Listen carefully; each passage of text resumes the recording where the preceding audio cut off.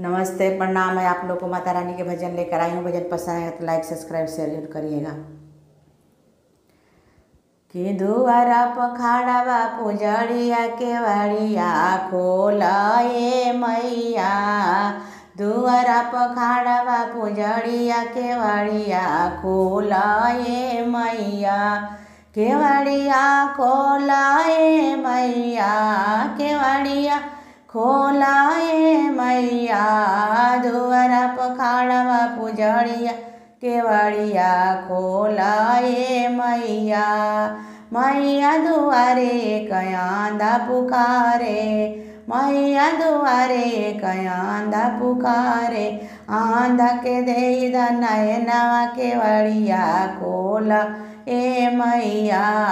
आंधा के दे नयनवा केवड़िया खोलाए मैया। केवड़िया खोलाए मैया। दुआरा पखाड़ा बा पुजड़िया केवड़िया खोलाए मैया। मैया दुआरे एक कोढ़िया पुकारे, मैया दुआरे एक कोढ़िया पुकारे। कोढ़िया के काया दे द केवड़िया खोला ए मैया।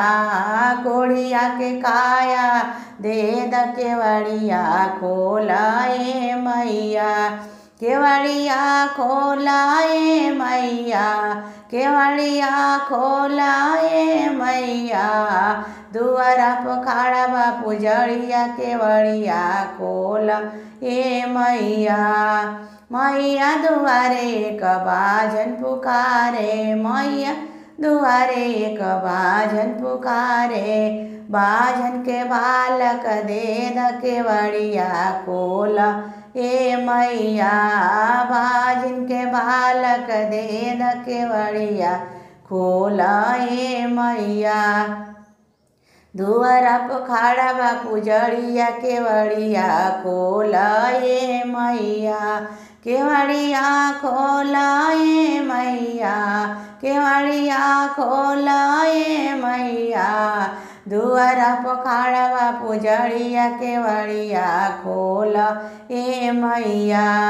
मैया दुआरे एक निर्धन पुकारे, मैया दुआरे एक निर्धन पुकारे। निर्धन के माया दे द केवड़िया खोला ए मैया। निर्धन के माया दे द केवड़िया खोला ए मैया। दुआरे पखाड़ा बा पुजड़िया केवड़िया खोला ए मैया। मैया दुआरे एक लंगड़ा पुकारे, मैया दुआरे एक लंगड़ा पुकारे।